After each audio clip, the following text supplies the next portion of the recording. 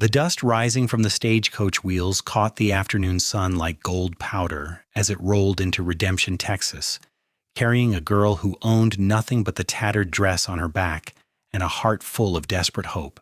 It was late August in 1878, and the heat shimmered off the dirt roads in waves that made the wooden storefronts look like they were dancing.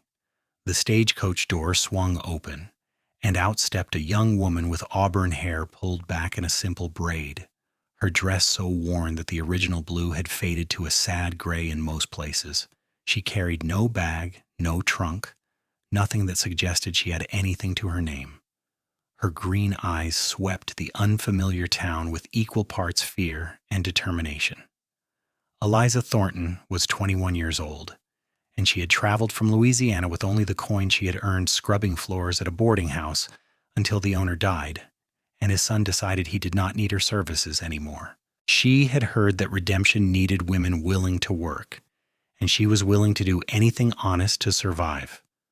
The orphanage where she had grown up burned down when she was 16, and she had been on her own ever since, moving from town to town, always searching for somewhere that felt like it could be home. She stepped down onto the dusty street, her worn boots making soft sounds against the packed earth. A group of well-dressed women stood outside the general store, their parasols shading them from the brutal Texas sun. They noticed her immediately, their eyes traveling from her tangled hair to her threadbare dress to her empty hands. "Another one with nothing," one of them whispered, loud enough for Eliza to hear. "They come here thinking we are a charity town." "She looks like she has been sleeping in ditches," another added, pulling her skirts away as if poverty might be contagious. Eliza felt her cheeks burn, but she kept her chin up. She had heard worse, survived worse. She would not let their words break her before she even had a chance to start over. She walked past them toward the building marked as the general store, hoping they might need help, or at least point her toward someone who did. "Excuse me," she said softly to the man behind the counter, an older gentleman with spectacles perched on his nose. "I am looking for work, any kind of honest work. I can clean, cook, mend clothes, tend gardens. I am a hard worker." The man looked her over with kind but doubtful eyes. "Times are hard, miss. Most folks around here barely have enough for their own families. You might try the boarding house down the street. Mrs. Patterson sometimes needs help with the washing." "Thank you," Eliza said. Grateful for at least a direction to try, she left the store and walked down the main street, aware of the stares following her. Redemption was not a large town, maybe 200 souls at most, and a stranger stood out, especially one who looked as destitute as she did. The boarding house was a 2-story structure with a wide porch, and she found Mrs. Patterson, a stern-faced woman in her 50s, hanging sheets in the back. "Mrs. Patterson?" Eliza called out. "I'm looking for work. The gentleman at the general store said you might need help." Mrs. Patterson turned, her expression skeptical. "Can you work hard without complaining?" "Yes, ma'am. I've been working since I was old enough to hold a broom." "I can give you 3 meals a day and a place to sleep in the back room. No pay for the first month. Then we will see how you do. I need someone to help with washing, cooking, and cleaning the rooms. The work is hard and the hours are long." It was not much, but it was more than Eliza had now. "I will take it. Thank you, ma'am." Mrs. Patterson nodded curtly. "You can start now. There is a pile of sheets that needs washing, and the guests will want supper at 6. Eliza spent the rest of the afternoon scrubbing sheets in the large tin tubs behind the boarding house, her hands red and aching from the hot water and harsh soap. But she did not complain. She had a roof over her head tonight, and that was more than she had expected when she stepped off that stagecoach. As the sun began to set, painting the sky in shades of orange and pink, she heard the sound of horses approaching. A group of men rode into town, their spurs jingling, their hats pulled low against the dying light. They dismounted in front of the saloon across the street, and Eliza found her gaze drawn to one man in particular. He was tall, with broad shoulders and a confident way of moving that suggested he was comfortable in his own skin. His dark hair curled slightly at his collar, and even from a distance she could see the strong line of his jaw. He wore dark trousers, a worn leather vest over a blue shirt, and boots that had seen plenty of miles. As he tied his horse to the hitching post, he turned, and for just a moment their eyes met across the dusty street. Eliza quickly looked away, focusing back on her washing. She had no business staring at cowboys, especially not when she needed to focus on building a life here. But something about that brief connection had made her heart beat a little faster. The man was Cole Brennan, though Eliza would not learn his name until later. He was 25 years old and had been working as a ranch hand at the Double B Ranch just outside Redemption for the past 3 years. He had arrived in Texas from Missouri with nothing but his horse, his saddle, and a determination to build something of his own. He had saved nearly every penny he earned, dreaming of the day when he could buy his own piece of land and start his own herd. Cole had noticed the new girl the moment she stepped off the stagecoach that afternoon. He had been checking supplies at the general store when she walked past, and something about the proud set of her shoulders, despite her obvious poverty, had caught his attention. He saw how the town women had looked at her, heard the whispered comments, and felt a flash of anger on behalf of this stranger. Now, as he stood outside the saloon with his fellow ranch hands, his friend Tom was talking about the poker game they were planning to join, but Cole found his thoughts drifting to the girl with the auburn hair. He had seen her go into the boarding house earlier and watched through the window of the store as she bargained with Mrs. Patterson. He admired anyone willing to work hard to build a better life. That was all he had ever tried to do himself. "You coming in, Cole?" Tom asked, clapping him on the shoulder. "In a minute," Cole replied. "I need to take care of something first." He crossed the street, his boots kicking up small clouds of dust, and walked around to the back of the boarding house where he had seen the girl working. She was hanging the last of the sheets on the line, her arms clearly tired from the effort. The setting sun caught the red highlights in her hair, and up close, he could see the delicate curve of her cheek, the determined set of her mouth. "Evening," he said, removing his hat politely. Eliza startled, nearly dropping the sheet she was holding. She turned to find the cowboy from earlier standing a respectful distance away, his hat in his hands, his dark eyes fixed on her with an intensity that made her nervous. "Good evening," she managed, her voice coming out softer than she intended. "I am Cole Brennan. I work at the Double B Ranch." He shifted his weight, suddenly feeling awkward. He was not usually nervous around women, but something about this one made him want to choose his words carefully. "I saw you arrive today. Welcome to Redemption." "Thank you. I am Eliza Thornton." She wiped her damp hands on her apron, unsure why this handsome stranger was talking to her. "I wanted to say, do not pay any mind to what those women said earlier. This town can be hard on newcomers, but most folks here are decent once you get to know them."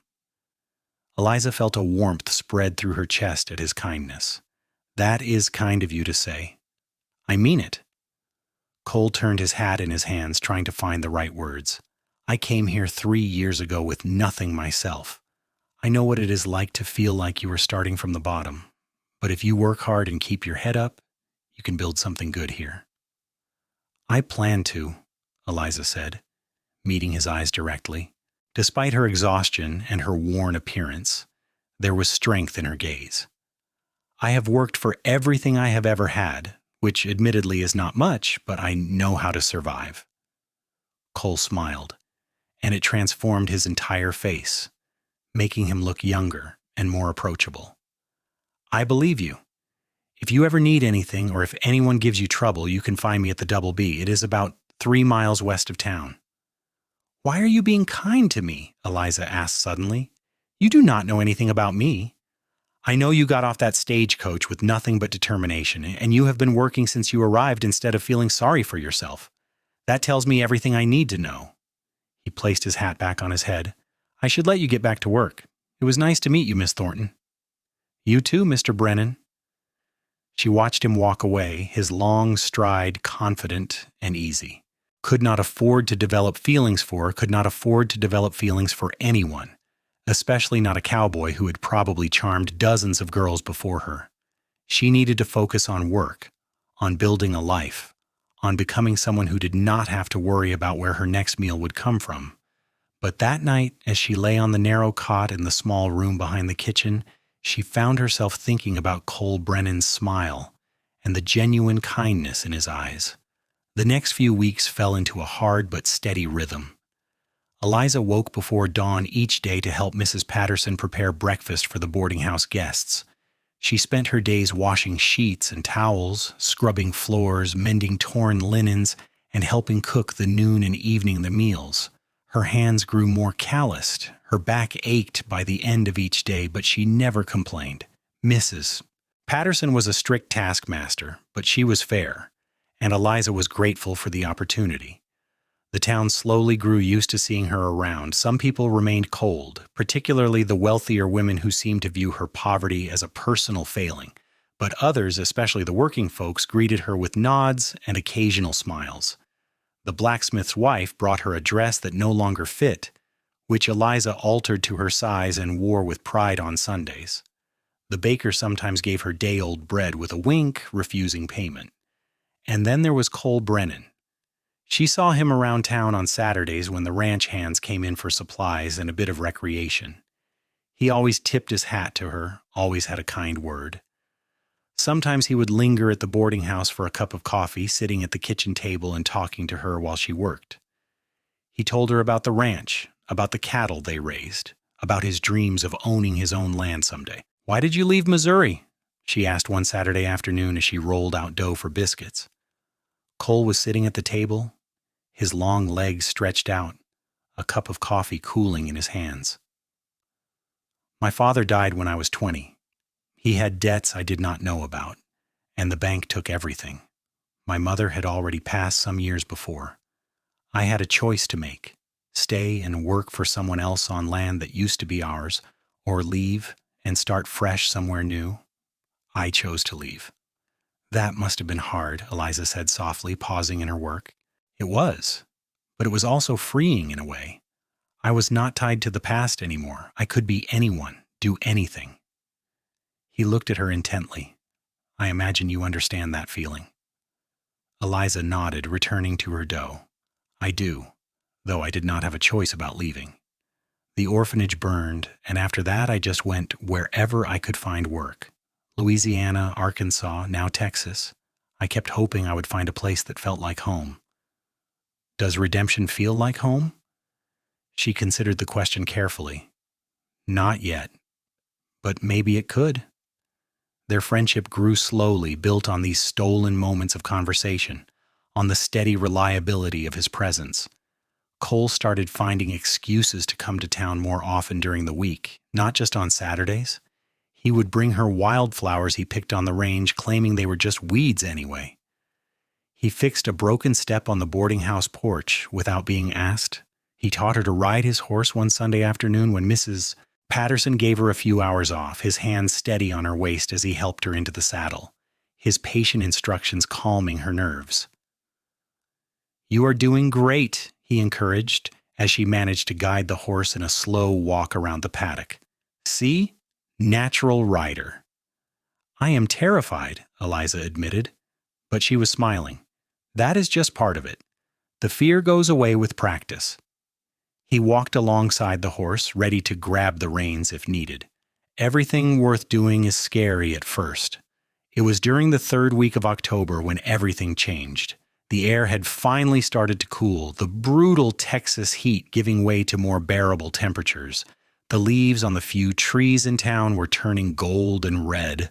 Eliza had just finished hanging the morning wash when she heard raised voices from the front of the boarding house. She hurried around to find a well-dressed man on horseback, Mr. Charles Whitmore, one of the wealthiest ranchers in the county, talking to Mrs. Patterson. Eliza recognized him from church on Sundays, though he had never spoken to her directly. "I need someone to help my daughter," Mr. Whitmore was saying, his voice tight with worry. "Her companion left to get married, and Caroline needs someone immediately. She has been unwell, and I cannot manage the household and watch over her at the same time. I heard you have a girl working here who is reliable."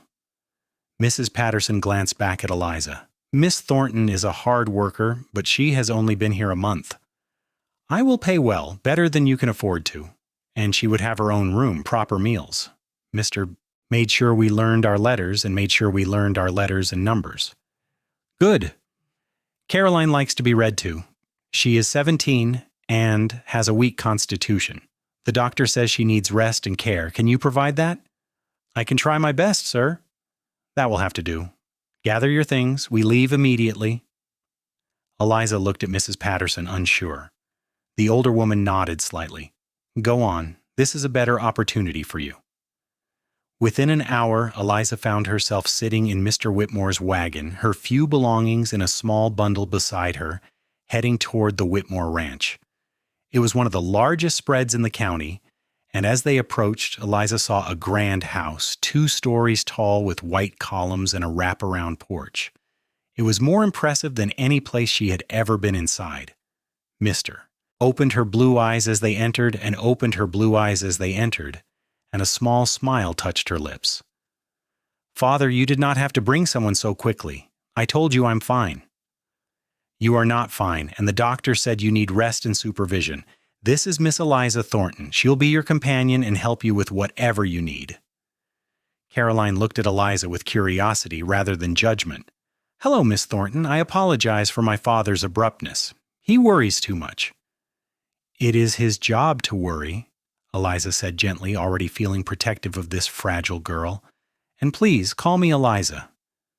Mr. Whitmore showed Eliza to her room, which was directly next to Caroline's, and was larger and more comfortable than anywhere Eliza had ever slept. It had a real bed with a thick mattress, a wardrobe, a washstand with a porcelain pitcher and basin, and a window that looked out over the ranch. You will take your meals with Caroline in her room for now, Mr. Whitmore explained.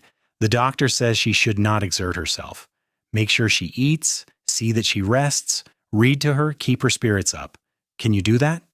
Yes, sir. Good. I will pay you $20 a month plus room and board. If you do well, we can discuss raising that amount. $20 a month was more than Eliza had ever earned in her life. She nodded, almost afraid to speak in case this turned out to be a dream. Over the next few weeks, Eliza settled into her new role. Caroline was a sweet girl, curious and intelligent despite her illness. She asked Eliza endless questions about where she came from, what she had seen in her travels, what her life had been like. Eliza found herself opening up to this sheltered girl who genuinely seemed to care about the answers. I cannot imagine being on my own, Caroline said one afternoon as Eliza read to her from a book of poetry. I have always had my father and this house and everything I need. You are so brave, Eliza. I am not brave, Eliza replied. I just did what I had to do to survive. That is what bravery is, Caroline insisted, doing what you have to do even when you are scared. Eliza thought about Cole saying something similar about riding horses, and she felt a pang in her chest. She had not seen him since leaving the boarding house. She wondered if he had come to town looking for her, if he had noticed she was gone, if he cared. As if reading her thoughts, Caroline asked, Is there anyone special in your life? A beau? Eliza felt her cheeks warm. No, I have not had time for such things. But you have thought about someone, Caroline said with a knowing smile. I can see it in your face. Who is he? Just a cowboy I met in town. He was kind to me when I first arrived. It was nothing. What is his name? Cole Brennan. He works at the Double B Ranch. Caroline's eyes lit up. I know him. Well, I know of him. My father has spoken about him. He says Mr. Brennan is one of the most honest and hardworking men in the county. He tried to hire him away from the Double B, but Mr. Brennan said he was loyal to his current employer. Eliza felt a surge of warmth at this confirmation of Cole's character. He seems like a good man. You should see him again. Invite him to visit. Father would not mind. He respects hard workers, no matter where they come from. I could not. It would not be proper. Nonsense. This is Texas, not Boston. People make their own rules out here. Caroline reached out and took Eliza's hand. You deserve happiness, Eliza. You have worked so hard for everyone else. Let yourself have something for you. The next Saturday, Mr. Whitmore went into town for supplies, and Eliza asked if she could send a note with him. He agreed, and she wrote carefully on a piece of Caroline's stationery, her penmanship neat despite her trembling hands. Dear Mr. Brennan, I apologize for leaving town without saying goodbye.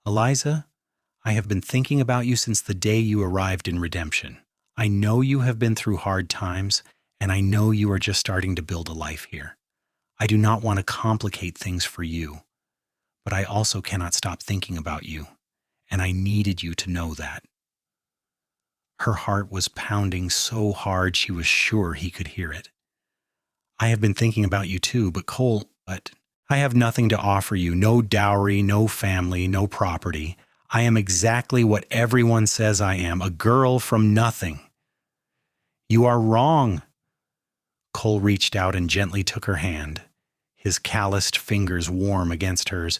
You have strength and kindness and courage. You have a good heart and a strong spirit.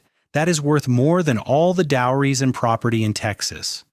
The town does not see it that way. Your friends would not approve. I do not care what anyone else thinks. The only approval I need is yours. He squeezed her hand gently. I am not asking you to marry me tomorrow, Eliza.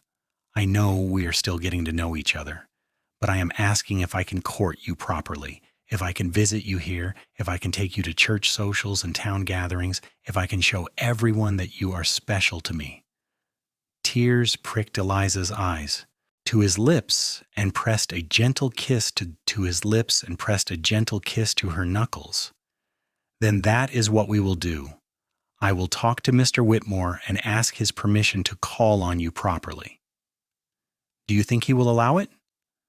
From what I know of him, he is a fair man who judges people by their character, not their bank accounts. And if he says no, we will find another way. I am not giving up on you, Eliza Thornton. They walked back to where Carolyn was waiting, and the girl's knowing smile told Eliza that she had been watching them. Cole spent another hour at the ranch talking with both women, charming Carolyn with stories from the range, making Eliza laugh with his descriptions of ornery cattle and stubborn horses. When Mr. Whitmore returned from his business in the north pasture, Cole requested a private word with him. Eliza waited nervously in Caroline's room while the two men talked in Mr. Whitmore's study. Caroline tried to distract her with chatter, but Eliza could barely focus on the words. What if Mr. Whitmore said no? What if he thought Cole was not good enough, or worse? What if he thought Eliza was being presumptuous by encouraging a romance with one of the local cowboys? Finally, after what felt like hours but was probably only 20 minutes, Cole emerged with Mr. Whitmore. Both men were smiling. Miss Thornton, Mr. Whitmore called up the stairs, and could you come down, please? Eliza descended the stairs carefully, her heart in her throat. Cole stood at the bottom, his eyes warm with reassurance. Mr. Brennan has asked permission to court you, Mr. Whitmore said without preamble. He has given me his word that his intentions are honorable and that he will treat you with respect. I have agreed, provided your work with Caroline does not suffer. It would not, sir, I promise, Eliza said quickly. Then you have my blessing. However, I expect proper behavior at all times while you are under my roof and in my employ. Is that understood? Yes, sir. Thank you, sir. After Mr. Whitmore returned to his study, Cole took Eliza's hands in his. I will come visit every Sunday after church, if that is acceptable, and maybe during the week when I can get away from the ranch. That would be wonderful. He left shortly after, and Eliza floated through the rest of the day in a daze. Carolyn was delighted, declaring herself an excellent matchmaker even though she had done very little. That night, as Eliza lay in her comfortable bed, she allowed herself to hope for something she had never dared to dream about before. A future with someone who saw her for who she truly was and wanted her anyway. True to his word, Cole came to visit every Sunday. He would arrive in his best shirt, his hair still damp from washing, and they would sit in the parlor or walk in the garden, always under the loose supervision of Carolyn or one of the household staff, as propriety demanded. They talked about everything and nothing. He told her about his childhood in Missouri, about learning to ride from his father, about the dreams he had for his own ranch someday. She told him about the orphanage, about the kind nun who had taught her to read, about the various jobs she had worked, about her fear that she would never be enough for anyone. You are more than enough, Cole insisted every time she expressed doubt. You are everything. As autumn turned to winter, their courtship deepened. Scarf with yarn that Carolyn had given her, working on it in secret during the evenings after her duties were done. It was on Christmas Eve when the town truly began to take notice of their relationship. The church was holding a special service followed by a social in the community hall, and Cole escorted Eliza proudly on his arm. She wore a dress that Carolyn had insisted she take, a deep blue wool with black trim that made her eyes shine like emeralds. Her hair was arranged in a style Caroline had helped her with, swept up with soft curls framing her face. The whispers started the moment they entered the hall.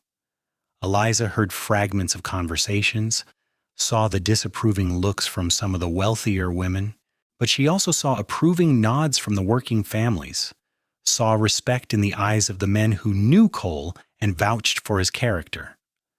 She comes from nothing, Mrs. Adelaide Blackwood said loudly enough to be overheard, her voice dripping with disdain.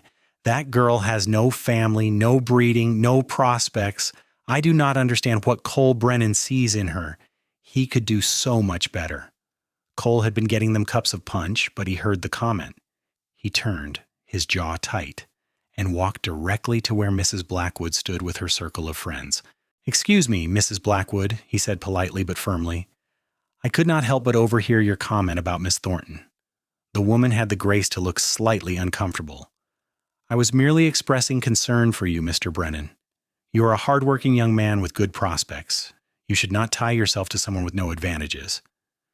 "You are right that Eliza has no family money or social connections, Cowboy," Cole said, his voice carrying across the room as conversation stilled and people turned to listen. "She comes from nothing, as you say, but that makes what she has accomplished even more remarkable. She has survived on her own since she was 16 years old. She has worked honestly for every meal, every place to sleep, every scrap of clothing she owns. She is kind, intelligent, hardworking, and good-hearted. Those are the advantages that matter to me." He turned to look at Eliza, who stood frozen, her eyes wide, her hands trembling slightly. "She comes from nothing." "That is true, and my response to that is simple. Then I will give her everything I have." The room was completely silent. Eliza felt tears spilling down her cheeks. Cole crossed the room to her and took her hands in his. "Eliza Thornton, I had planned to wait until spring to do this, but I cannot wait another moment. I love you. I have loved you since I first saw you holding your head high despite having nothing. I love your strength and your kindness and your courage. Will you marry me? Will you let me spend the rest of my life giving you everything I have, everything I am?" Eliza could barely speak through her tears. "Yes, yes, Cole, I will marry you." He pulled her into his arms right there in front of everyone, holding her tight as the room erupted into applause. Not everyone was clapping. Mrs. Blackwood and her circle stood silent and disapproving, and a few others looked skeptical. For his daughter approached them with a broad smile. "Congratulations, Mr. Brennan, Miss Thornton." That was quite a declaration. "I apologize if I overstepped, sir," Cole said, still holding Eliza close. "I know I should have asked your permission first since Eliza is in your employ." "Nonsense. A man does not need my permission to follow his heart." Mr. Whitmore clapped Cole on the shoulder. "I had a feeling this was coming. You have my blessing for what it is worth." Caroline, wrapped in shawls and supported by her father, reached out to squeeze Eliza's hand.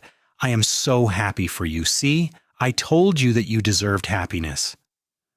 The rest of the evening passed in a blur of congratulations and well wishes from those who supported the match.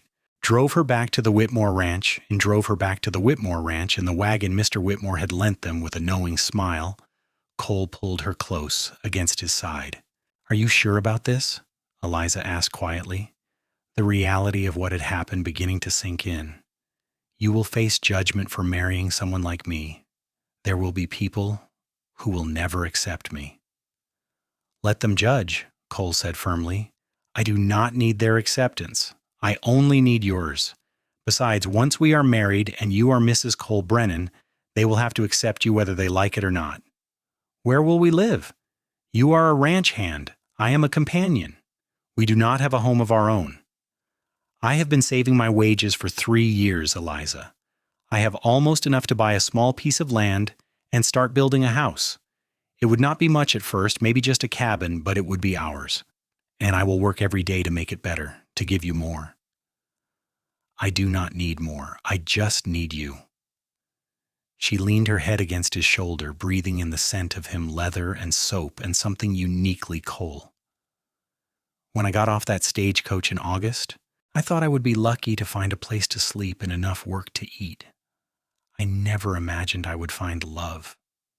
Neither did I, Cole admitted. But then I saw you, and something inside me recognized you, like my soul had been waiting for you to arrive. They talked late into the night, making plans for their future. They decided to marry in February, giving Cole time to finalize the purchase of the land he had been negotiating for and to start building at least the basic structure of their cabin. Eliza would continue working for Mr. Whitmore until the wedding, saving her wages to buy supplies for their new home.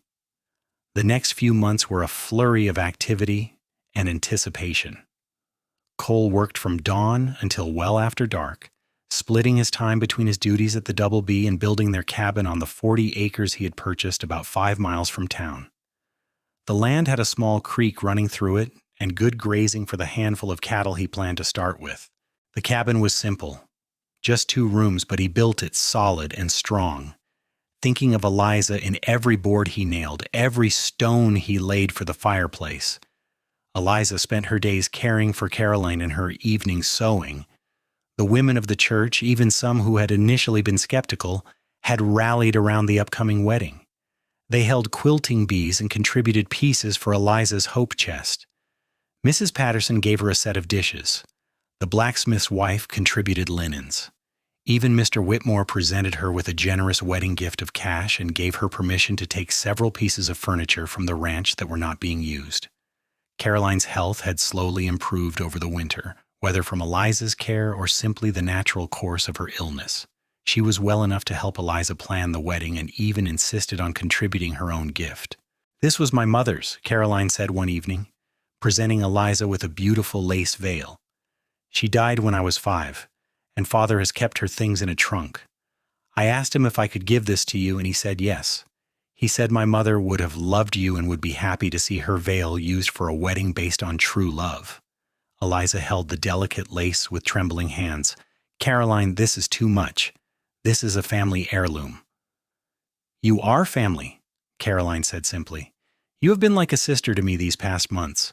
Please, I want you to have it." The wedding was held on a crisp Saturday in February 1879 in the small church in Redemption. The building was packed with townspeople, curiosity drawing many who might not otherwise have attended. Eliza stood in the back room of the church in her wedding dress, a simple but elegant cream-colored gown that she had made herself with fabric purchased with her savings, wearing Caroline's mother's veil. "You look beautiful," Caroline said, adjusting the veil with gentle hands. "Cole is not going to be able to breathe when he sees you." "I am so nervous," Eliza admitted. "What if I'm not a good wife? What if I do not know how to run a household properly?" "You will learn together. That is what marriage is, learning and growing together." Caroline hugged her carefully. "You're going to be so happy, Eliza. I know it." The music started and it was time. Mr. Whitmore had offered to walk her down the aisle, a gesture that had moved Eliza to tears when he first suggested it. She took his arm, and they walked through the doors into the church. Cole was standing at the altar, and the expression on his face when he saw her made every hardship she had ever endured worth it. His eyes shone with love and wonder, and she could see his hands trembling slightly at his sides. He wore his best suit, borrowed from one of the other ranch hands, and his hair was neatly combed, though one stubborn curl fell across his forehead. The ceremony was simple and heartfelt. The preacher spoke about love and commitment, about building a life together through good times and hard. When it was time for the vows, Cole's voice was strong and sure. "I, Cole Brennan, take you, Eliza Thornton, to be my wife. I promise to love you and cherish you in plenty and in want, in joy and in sorrow, in sickness and in health, as long as we both shall live. I will work every day to make you happy, to give you the home and the life you deserve. You will never be alone again, Eliza. I am yours from this day forward." Eliza's voice was softer but no less certain. "I, Eliza Thornton, take you, Cole Brennan, to be my husband. I promise to love you and honor you, to stand beside you through whatever life brings. You have given me hope when I had none, a future when I could not imagine one. I will be your partner, your companion, your love from this day forward." They exchanged simple gold bands that Cole had purchased with part of his savings, and when the preacher pronounced them husband and wife, Cole kissed her tenderly, his hands cradling her face as if she were the most precious thing in the world. The reception was held in the community hall, with food contributed by various families and music provided by a group of local musicians. Eliza and Cole danced their first dance as husband and wife while the crowd clapped and cheered. She felt like she was floating, her new husband's arms strong around her, his eyes never leaving her face. "Happy?" he murmured into her ear. "Happier than I ever thought possible," she replied honestly. They stayed at the reception for a respectable amount of time, accepting congratulations and well wishes before Cole lifted Eliza onto his horse and they rode out to their new home. Someone had been there ahead of them, leaving the lamps lit and the fireplace burning warmly. There were flowers on the table and fresh linens on the bed. "Welcome home, Mrs. Brennan," Cole said, helping her down from the horse and carrying her over the threshold as tradition demanded. Eliza looked around the cabin that would be their first home. It was small and simple, but it was clean and sturdy, built with love and care. There was a main room with a fireplace, a cooking area, and a table with 2 chairs. The bedroom was just big enough for a bed and a small dresser, but it was theirs, truly theirs, and that made it perfect. "It is wonderful," she said, tears in her eyes again. "Cole, it is absolutely wonderful." That night, they became truly husband and wife, learning each other in the firelight, taking time to be gentle and patient despite their inexperience. Cole treated Eliza like she was made of glass, constantly checking that she was comfortable, that she was happy. And Eliza discovered that she had been wrong all those months ago. She did have something to give. She had her love, her trust, her complete self, and she gave all of it to Cole without reservation. Afterward, they lay wrapped in each other's arms, the firelight casting dancing shadows on the walls. "I love you, Eliza Brennan," Cole whispered into her hair. "I love you too, Cole, so very much. I meant what I said at Christmas. I am going to spend the rest of my life giving you everything I have."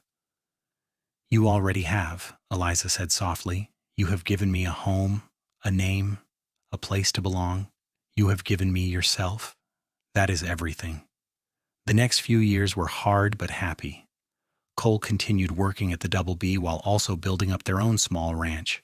He woke before dawn each day, worked until his body ached, and came home to Eliza's welcoming arms every evening. Eliza threw herself into making their cabin a home. She planted a vegetable garden, learned to cook on the temperamental stove, made curtains for the windows, and slowly acquired the household goods they needed. She also took in sewing work from the townspeople, her neat stitches and fair prices earning her a reputation as a skilled seamstress. The money she earned went into their savings, helping them buy their first cattle, more chickens, supplies to expand the cabin. By their first anniversary, they had added another room to the cabin, a proper parlor where they could entertain guests. By their second anniversary, Eliza was pregnant with their first child. Cole was beside himself with joy and terror. What if something goes wrong, he worried. Pacing the cabin while Eliza sat calmly mending a shirt. What if the baby comes early? What if you need the doctor and I cannot get to town fast enough? "Cole, women have been having babies since the beginning of time. I will be fine. We will be fine." But secretly, she was scared too. She had no mother to ask advice from, no sisters to share experiences with. She relied on the women in town, especially Carolyn, who had become her closest friend, and the midwife, Mrs. Carver, who agreed to attend the birth. Their first child, a son, was born in October of 1880 on a night when the harvest moon hung full and bright in the sky. The labor was long and difficult, and there were moments when Eliza was not sure she could continue.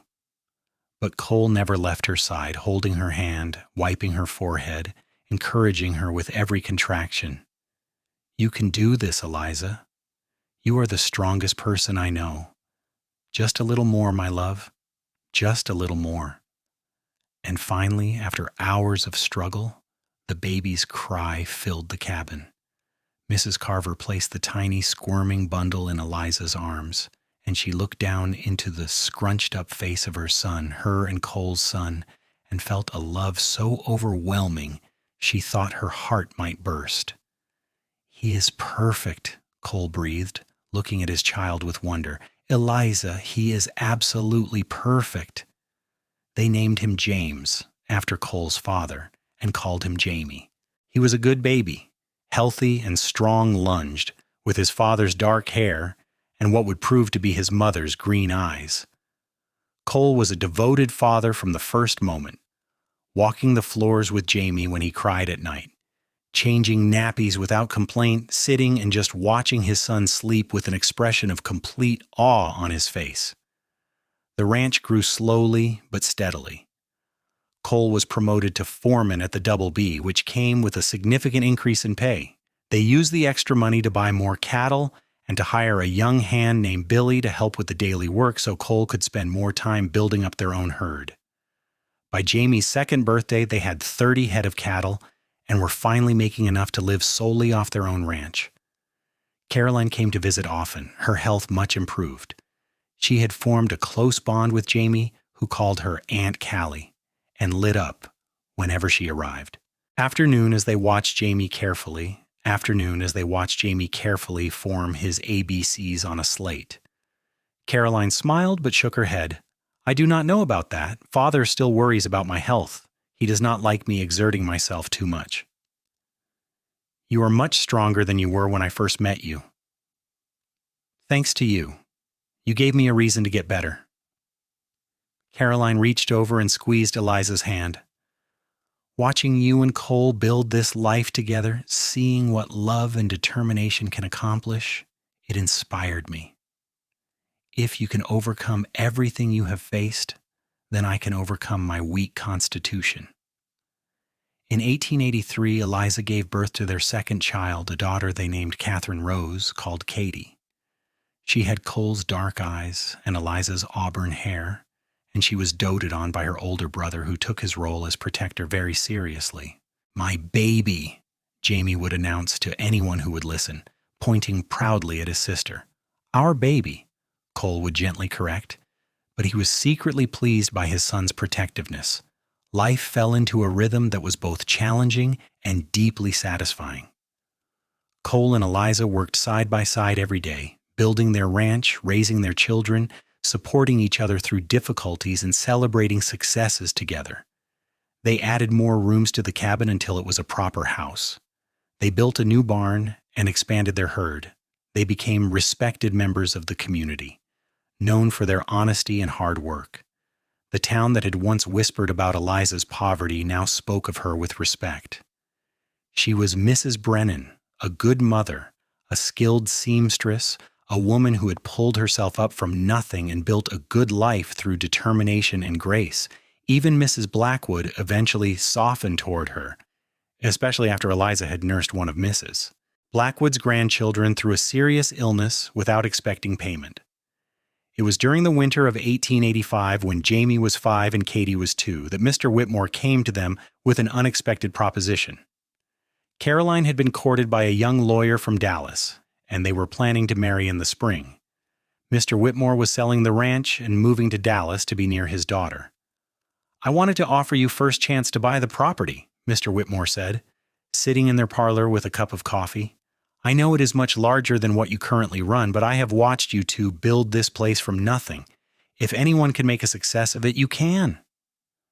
Cole and Eliza looked at each other, communicating without words the way couples who have been through hard times together can. "We appreciate the offer, sir," Cole said carefully, "but that is a significant amount of land and cattle. I am not sure we can afford it.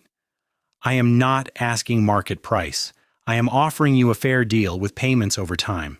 You have the rest of the winter to think about it. Let me know by spring." After Mr. Whitmore left, Cole and Eliza stayed up late into the night discussing the opportunity.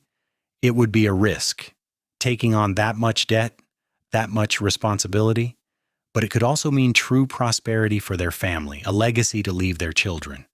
"What do you think?" Cole asked, pulling Eliza into his arms as they sat by the fire.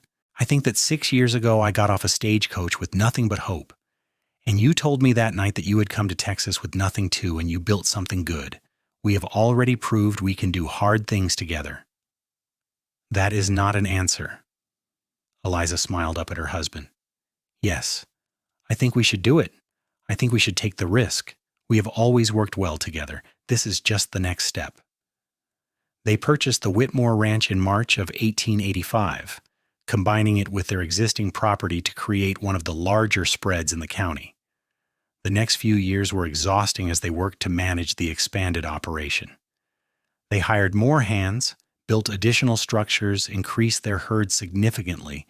There were times when Eliza fell into bed so tired she could barely move, times when Cole worried they had bitten off more than they could chew. But they persevered, and by 1887 the ranch was turning a solid profit. They were no longer struggling to make ends meet. They were succeeding, even prospering. Cole surprised Eliza on their 8th anniversary with plans to build a larger house, a proper ranch house that would accommodate their growing family. She was pregnant with their 3rd child, and they both hoped this one would be another boy to help with the ranch work in future years. "You have given me everything," Eliza said, looking at the plans Cole had drawn up. "A home, children, security, love, more than I ever dreamed possible." "We gave these things to each other," Cole corrected. "None of this would exist without you, Eliza. Your strength, your faith in us, your willingness to work beside me every day. You are the reason this all works." Their 3rd child, another son they named Samuel, was born in November 1887. He was a calm baby, content to watch the world around him with serious eyes, and he seemed to bring a sense of completion to their family. Caroline married her lawyer and moved to Dallas, but she wrote regularly and visited when she could. She eventually gave birth to twin daughters and credited Eliza's friendship with giving her the courage to marry and start her own family despite her health concerns. The years passed in a blur of work and love and family. Jamie grew into a responsible young man who loved ranching as much as his father did. Katie was clever and spirited, constantly asking questions and wanting to learn everything. Samuel was the peacemaker, gentle and thoughtful, the one who could calm any dispute between his siblings. By 1895, the Brennan Ranch was one of the most successful in the county. They employed a dozen hands year-round and additional help during roundup and branding. The house Cole had built was spacious and comfortable, with enough room for their family and for guests. They had survived droughts and hard winters, cattle disease and market downturns, always working together to find solutions. One evening in late summer, Cole and Eliza sat on the porch of their home watching the sun set over their land. Jamie, now 14, was in the far pasture checking the herd. Katie, at 12, was inside doing her lessons. Samuel, almost 8, was playing with their dogs in the yard. "Do you ever think about that day you arrived in Redemption?" Cole asked, his arm around Eliza's shoulders. "Sometimes it feels like a lifetime ago, like it happened to a different person." "In some ways it did. You are not that scared girl with nothing anymore." "Thanks to you." Eliza leaned her head on his shoulder. "You kept your promise, Cole. You gave me everything you had. And you gave me a reason to work for something beyond myself. A family, a home, a purpose." He kissed the top of her head. "I love you, Eliza. More now than even on the day we married. I love you too. Always." They sat in comfortable silence, watching their youngest play, listening to the sounds of the ranch settling in for the night. The cattle lowing in the distance, the horses nickering in the barn, the wind rustling through the cottonwood trees Cole had planted when they first expanded the property. It was not the life Eliza had imagined for herself as a lonely orphan scrubbing floors to survive. It was so much better. She had a husband who adored her, children who filled her days with purpose, and her heart with joy, a home that was truly hers, and a community that respected her. She had proved that where you came from did not determine where you ended up, that love and hard work could overcome any obstacle.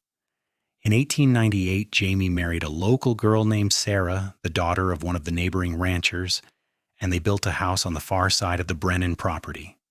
Cole officially made Jamie a partner in the ranch, acknowledging that his son had earned his place through years of hard work and good decisions. The following year, Sarah gave birth to a daughter, making Cole and Eliza grandparents for the first time. "Grandma Eliza," Cole teased, as they held their granddaughter for the first time. "How does it feel?" "Wonderful and terrifying in equal measure," Eliza admitted, cradling the tiny baby with practiced ease. "She is so perfect. They are so happy." Just like we were when Jamie was born. Scared and happy and ready to take on the world for this tiny person. As the new century approached, the Brennan Ranch continued to thrive. Katie surprised everyone by announcing she wanted to become a teacher and enrolled in the Teachers College in San Antonio. Samuel showed an aptitude for the business side of ranching, keeping detailed records and finding ways to increase efficiency and profit. Cole's hair had gone silver at the temples, and his hands were scarred from decades of hard work, but he still rode out every day to check on the herd, still worked alongside his men when the job demanded it. Eliza's auburn hair now had threads of gray running through it, and her hands bore the marks of a lifetime of labor, but she still worked in her garden, still sewed in the evenings, still managed the household with the same efficiency she had shown from the beginning. In 1902, they celebrated their 23rd wedding anniversary with a party at the ranch. The entire town came to celebrate the couple who had become legends in their own right. The poor girl with nothing, and the cowboy who promised her everything, who had built an empire through love and determination. During the party, as guests danced and ate and celebrated, Cole pulled Eliza aside to the porch where they had spent so many evenings watching the sun set over their land. "I have something for you," he said, producing a small velvet box from his pocket. Eliza opened it to find a delicate gold locket. Inside were tiny photographs of their 3 children, expertly crafted by a jeweler in Dallas. "Cole, it is beautiful. 23 years ago, I told you I would give you everything I had. But the truth is, Eliza, you gave me everything. You gave me a reason to build something lasting. You gave me a family and a home and a purpose. You gave me a life worth living."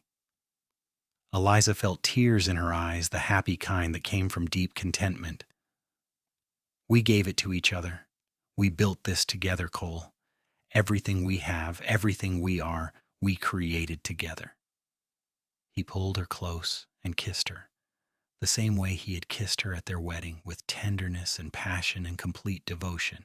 Around them the party continued, but in that moment it was just the two of them, the way it had always been, 2 people who found each other when they both needed it most, and built something beautiful from nothing. The years continued to pass with the easy rhythm of a life well lived. Jamie and Sarah had 2 more children, filling the ranch with the sound of grandchildren laughing and playing. Katie graduated from Teachers College and took a position at the school in Redemption, eventually marrying one of her fellow teachers and starting her own family.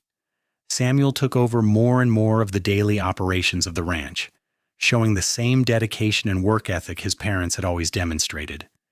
In 1910, Cole and Eliza celebrated their 31st anniversary.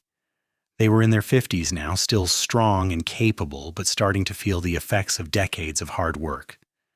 They decided it was time to step back and let Samuel and Jamie run the ranch while they enjoyed a slower pace of life. "I want to take you on a trip," Cole announced one morning over breakfast. "We have been working nonstop for 30 years. Let's go somewhere, just the 2 of us, see some of the country beyond Texas." They traveled to California, taking the train west and marveling at the changes the country had undergone since they first met. They saw the Pacific Ocean for the first time, walked along beaches, stayed in fine hotels, and enjoyed the luxury of having nothing to do but enjoy each other's company. "This is wonderful," Eliza said one evening as they watched the sunset over the ocean. "But I miss home. I miss the ranch and the children and the grandchildren." "Me too," Cole admitted. "I guess we're just old ranchers at heart. The land is in our blood now." They returned to Redemption and settled into a new routine. They still helped with the ranch, but the heavy lifting was done by younger, stronger hands. They spent their time with their grandchildren, teaching them the same values that had guided their own lives: honesty, hard work, kindness, and the belief that where you come from matters less than what you do with the opportunities you are given. On their 40th anniversary in 1919, the entire family gathered at the ranch for a massive celebration. There were children and grandchildren everywhere. 3 generations of Brennans who existed because a poor girl with nothing and a cowboy with a dream had found each other in a dusty Texas town 4 decades earlier. "I want to make a toast," Jamie said, standing with a glass raised, "to my parents who showed all of us what love and determination can build. Who proved that it does not matter where you start, only where you finish. Who gave us a legacy of hard work and integrity and family. Thank you for everything you have given us." The crowd raised their glasses and cheered. "Promise," he whispered to her. "I gave you the best of me, and I'm glad I did." She smiled, tears still glistening in her eyes. "I'm glad I did too," she said, her voice thick with emotion. "I'm glad I did too," he repeated, his voice breaking. "I'm glad I did too," she said, her voice breaking. "I'm glad I did too," he repeated, his voice breaking. "I'm glad I did too," she said, her voice breaking. "I'm glad I did too," he repeated, his voice breaking. "I'm glad I did too," she said, her voice breaking. "I'm glad I did too," he repeated, his voice breaking. "I'm glad I did too," she said, her voice breaking. "I'm glad I did too," he repeated, his voice breaking. "I'm glad I did too," she said, her voice breaking. "I'm glad I did too," he repeated, his voice breaking. "I'm glad I did too," she said, her voice breaking. "I'm glad I did too," he repeated, his voice breaking. "I'm glad I did too," she said, her voice breaking. "I'm glad I did too," he repeated, his voice breaking. "I'm glad I did too," she said, her voice breaking. "I'm glad I did too," he repeated, his voice breaking. "I'm glad I did too," she said, her voice breaking. "I'm glad I did too," he repeated, his voice breaking. "I'm glad I did too," she said, her voice breaking. "I'm glad I did too," he repeated, his voice breaking. "I'm glad I did too," she said, her voice breaking. "I'm glad I did too," he repeated, his voice breaking. "I'm glad I did too," she said, her voice breaking. "I'm glad I did too," he repeated, his voice breaking. "I'm glad I did too," she said, her voice breaking. "I'm glad I did too," he repeated, his voice breaking. "I'm glad I did too," she said, her voice breaking. "I'm glad I did too," he repeated, his voice breaking. "I'm glad I did too," she said, her voice breaking. "I'm glad I did too," he repeated, his voice breaking. "I'm glad I did too," she said, her voice breaking. "I'm glad I did too," he repeated, his voice breaking. "I'm glad I did too," she said, her voice breaking. "Promise," he whispered to her. "I gave you everything I had." "And I gave you my everything in return," Eliza whispered back. "We built a beautiful life, Cole, a beautiful family, a beautiful legacy." That night, after all the guests had gone home and the house was finally quiet, Cole and Eliza lay in bed together, holding hands in the darkness the way they had done for 40 years.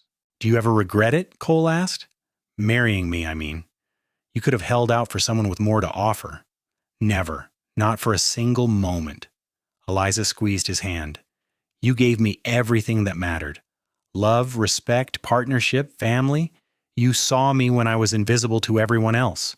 You valued me when I had nothing to offer but myself.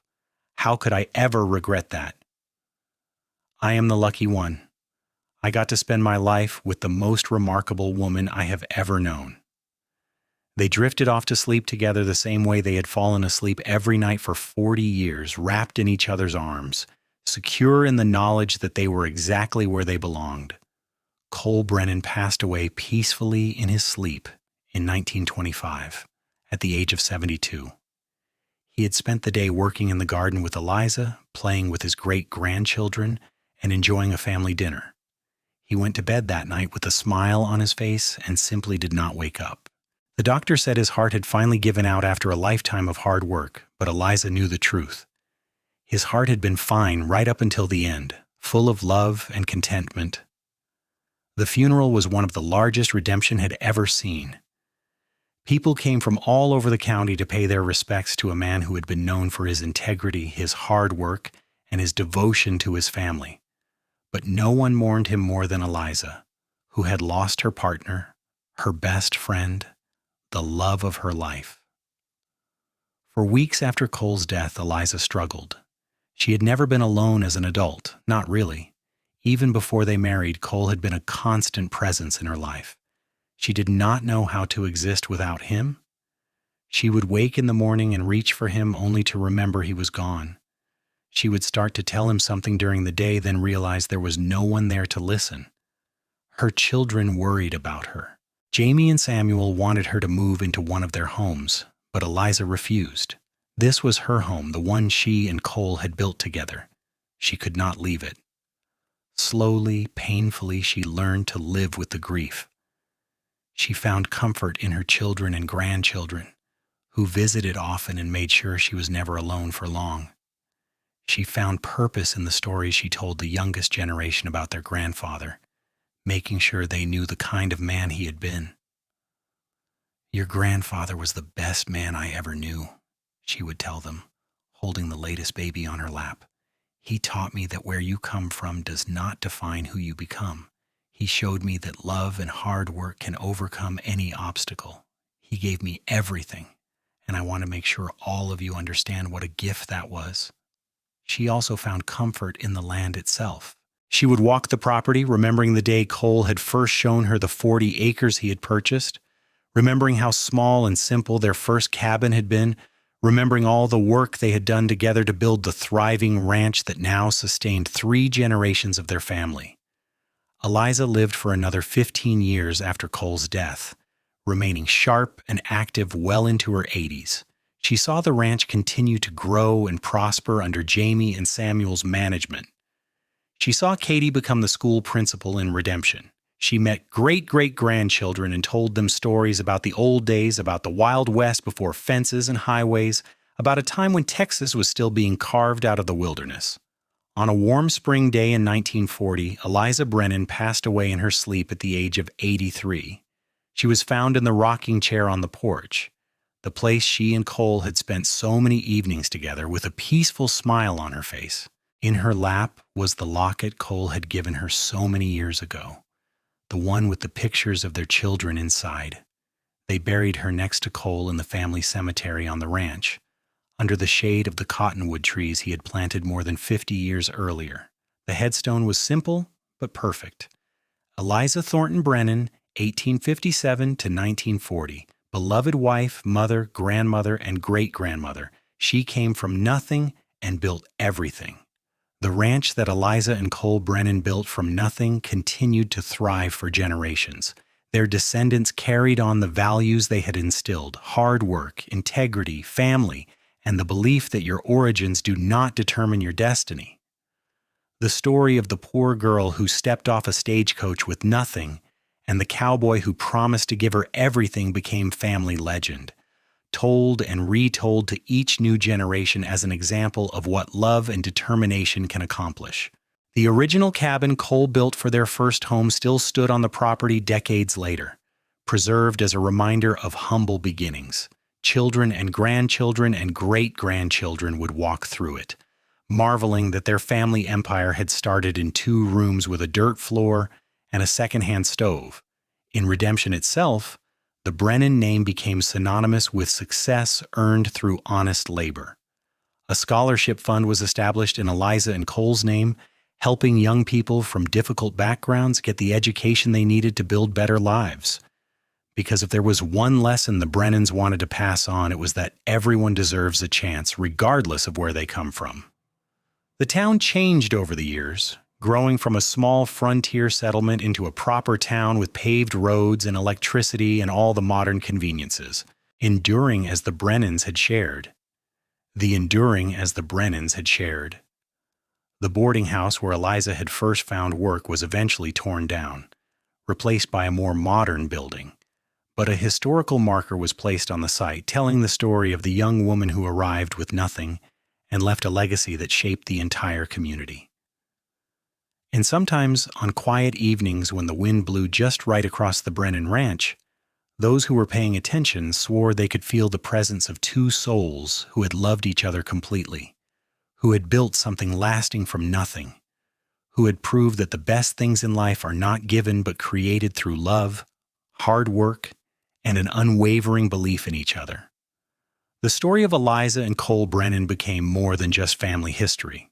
It became a testament to the power of love to transform lives, to the strength found in partnership, to the truth that every person has value regardless of their circumstances. It reminded people that the greatest legacies are not built from wealth or privilege, but from character, commitment, and the courage to reach for something better. Jamie Brennan, before his own death in 1962 at the age of 82, wrote down everything he could remember about his parents and their early years together. He wanted future generations to understand exactly what Eliza and Cole had overcome, what they had built, and why it mattered. His account was passed down and became the definitive record of how the Brennan Ranch began. In that account, Jamie wrote about his earliest memories of his parents working side by side, always a team, always united in their goals. He wrote about watching his father look at his mother like she was the most precious thing in the world, even after decades of marriage. He wrote about his mother's quiet strength, the way she could make something out of nothing, whether it was a meal from scraps or a home from a wilderness. "My father kept his promise," Jamie wrote in his account. "He gave my mother everything he had. But what people sometimes forget is that she gave him just as much in return. They built their life together. Two people who had every reason to stay at the bottom but refused to accept that fate. They are the reason I am who I am, the reason our family exists, the reason we understand that hard work and love can overcome anything." Samuel Brennan, who lived until 1970, continued to run the ranch with the same principles his parents had established. He never forgot where the family came from, never let success make him arrogant or complacent. He treated his workers fairly, paid them well, and created opportunities for those who worked hard. When people asked him why he was so generous when other ranchers were cutting costs, he would tell them about his mother arriving in redemption with nothing, and how one man's belief in her had changed everything. "If someone had not given my mother a chance, if my father had not seen her value when others saw only poverty, I would not be standing here," Samuel would say. "We owe it to others to provide the same opportunities my parents gave each other." Katie Brennan taught school in Redemption for 45 years, until her retirement in 1947. She never forgot her mother's struggle to learn despite limited education, and she made it her mission to ensure that every child in her classroom, rich or poor, received the best education she could provide. She established a lending library so that children from families who could not afford books could still access literature. She tutored students after school without charge. She wrote letters of recommendation that helped dozens of young people escape poverty through education. When Katie died in 1955, her funeral was attended by hundreds of former students, many of whom credited her with changing their lives. And at the funeral, they all told the same story. Miss Katie had told them about her mother, about coming from nothing, about building everything. She had used Eliza's story to show her students that their current circumstances did not define their future possibilities. The grandchildren and great-grandchildren of Eliza and Cole Brennan spread across Texas and beyond, carrying the family name and the family values to new places. Some remained ranchers, continuing the tradition Eliza and Cole had started. Others became teachers, doctors, lawyers, business owners, always remembering the lessons their ancestors had taught. Work hard, treat people fairly, never forget where you came from, and always believe in the power of love and partnership to overcome obstacles. By the 21st century, there were hundreds of descendants of Eliza and Cole Brennan scattered across America. They held family reunions every 5 years, gathering at the original ranch to reconnect with their roots and share stories of their famous ancestors. The youngest generation, children who had never known a time before computers and smartphones, would tour the preserved cabin and try to imagine living in such primitive conditions. "Did she really come here with nothing?" they would ask. These children who had grown up with every advantage. "Nothing except courage and determination," their parents and grandparents would reply. And she met a man who saw her value even when she had nothing to offer but herself. Together, they built everything you see around you. The story never got old, never lost its power to inspire. Because at its heart, it was the most universal of stories. Two people who found each other when they needed each other most, who built a life together against all odds, who proved that love and hard work could overcome any obstacle.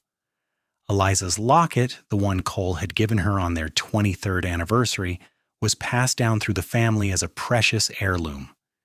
Each generation understood what it represented. A promise kept, a life well lived, a love that endured beyond death. The Brennan Ranch itself remained in family hands, a working ranch that still produced cattle and still employed dozens of people.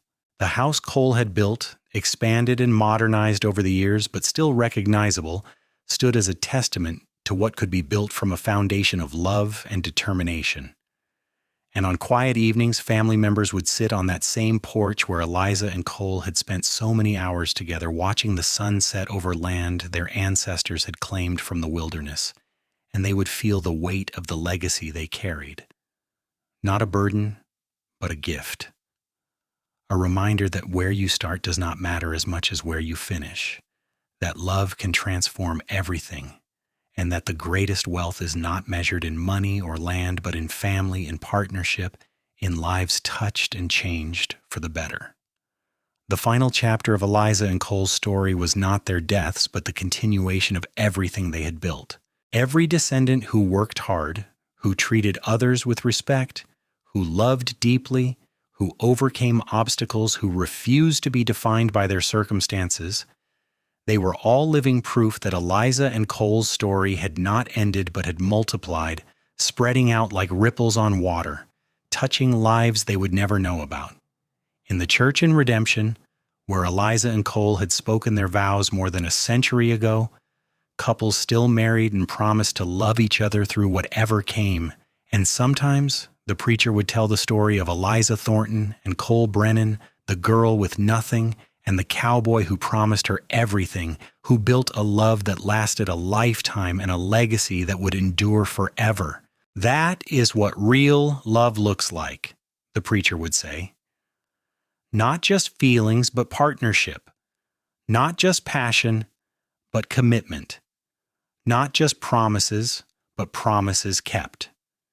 They came from nothing and built everything, and they did it together. May your marriage be blessed with the same dedication, the same teamwork, the same unwavering belief in each other that Eliza and Cole Brennan shared. And as the couples spoke their vows, pledging to honor and cherish each other through all the days of their lives, the spirit of Eliza and Cole seemed to hover over the proceedings, blessing each new union, reminding everyone that true love is not about what you have, but about who you are willing to become for the person you love. The land that Cole had first purchased with his carefully saved wages, that first 40 acres that seemed like such a grand dream at the time, was now the historic heart of a ranch that stretched for thousands of acres. The creek still ran through it, just as it had in 1879 when Cole had first shown Eliza their future home. The cottonwood trees he had planted had grown massive and provided shade for generations of Brennans who came to sit beneath them and remember. A bronze plaque was erected near the family cemetery, telling the story in brief. On this land, Eliza Thornton Brennan and Cole Brennan built a life from nothing.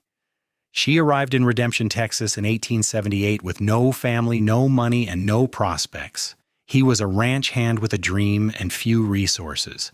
Together, they created a legacy of hard work, integrity, and enduring love that shaped this community and generations of their descendants. They proved that the measure of a person is not where they start, but what they build through character, commitment, and love. This ranch stands as a monument to their partnership and to the truth that anything is possible when two people face the future together.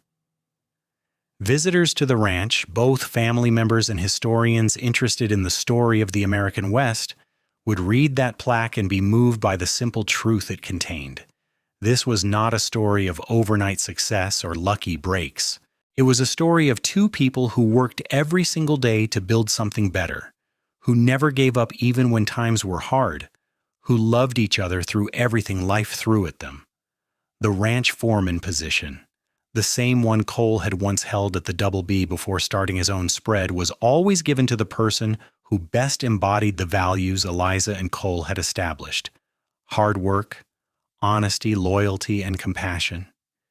It became a position of honor in the county, and men who held it understood they were carrying on a tradition that stretched back more than a century.